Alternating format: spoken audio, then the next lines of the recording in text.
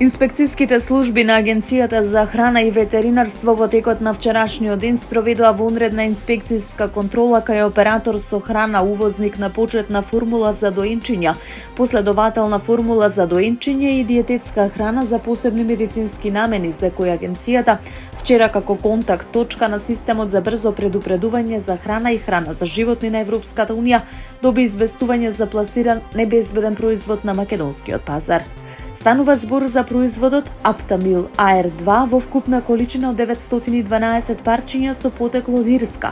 кај кое е утврдено присуство на цереулит.